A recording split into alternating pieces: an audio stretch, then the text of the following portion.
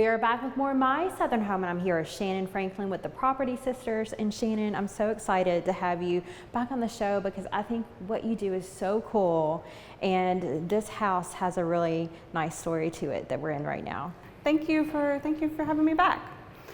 So this house, we actually bought two houses next door to each other from some landlords. You know, they were tired landlords, and so they were deciding to sell some of their portfolio, which we find that, you know, pretty frequently. And so this house was actually in pretty good shape. You know, every house doesn't need to be completely gutted and, you know, taken down to the studs. These houses were built in the 80s, and they just needed a little love. You know, the bathrooms needed some updating. We're updating the kitchen, we're painting walls.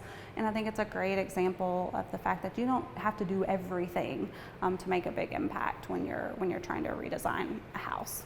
Well, I love how you and your sister, when you take on a project like this, you look at the house and you expect it from top to bottom. So one of the things that you discovered was the foundation wasn't exactly what you wanted. Right. So in this business, you know, lots of times, I would say most times, you find things that you weren't expecting. We had done an inspection prior to purchasing the home, so we knew there was some stuff in the crawl space that needed to be addressed. We had a more thorough inspection after closing and found basically that some joists needed to be replaced, and we had, you know, we needed a moisture barrier, we needed some cleanup, things like that. So those things are as important, maybe more important than the things you can see, right? So we want to make sure if we sell somebody a house that it's a house that we would live in ourselves. And so it's just as important to make sure those kind of major systems or structural issues are taken care of as it is the more beautiful things that everybody likes to look at.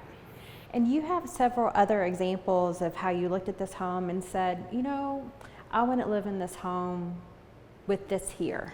Right.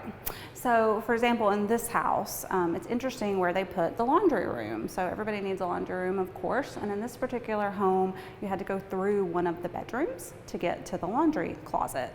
And I didn't like that. I was like, oh, I find that sort of annoying.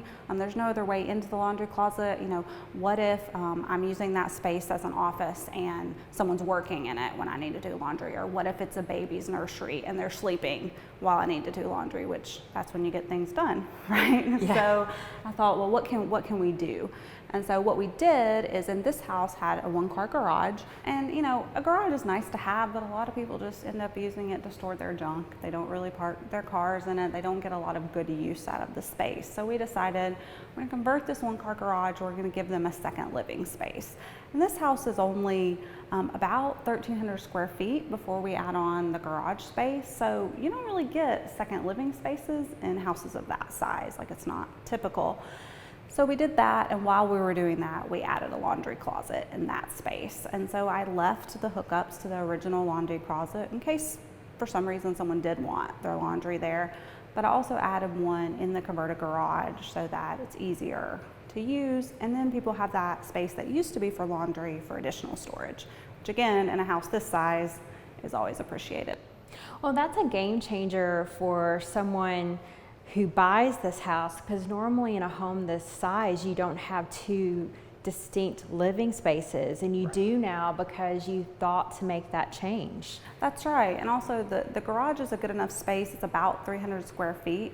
So you can really use it in multiple ways. You could set it up so that one part of it is kind of an office situation where the rest of it is another living area, or part of it is an office and part of it is your kids' playroom, or just however you might need to use it for your particular family. And that's what we're always trying to do. We're trying to make it makes sense for the most amount of people and to have the most uses possible when we're looking at how we want to redesign houses.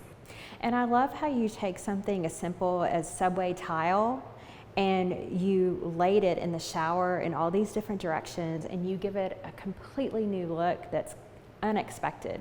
Right. So, I mean, everyone loves subway tile, right? It's classic. It's something that's not going to go out of style. But I like to have a little fun with it. So just laying subway tile in your standard offset pattern is fine, right? Everybody likes it, but you can do a little bit more. So there's probably, I don't know, maybe 8 or 12 different patterns you can lay this subway tile in, and it gives you a different look in each bathroom, while still being, again, classic. It's not going to go out of style, and also cost effective.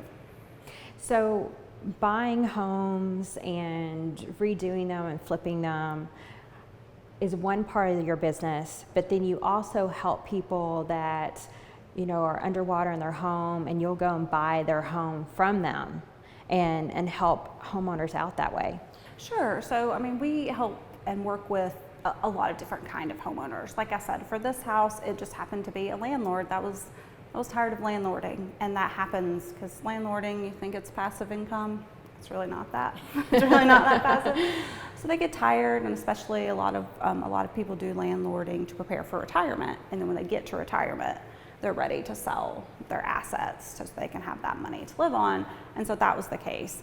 But in other cases, you've got people that, you know, they can't afford their home anymore for whatever reason, and they need to get out of it, and they can't go to the traditional market because the house needs repairs, because they don't have the money to get the repairs done, or time. Like, they don't have time to wait for a traditional type of buyer.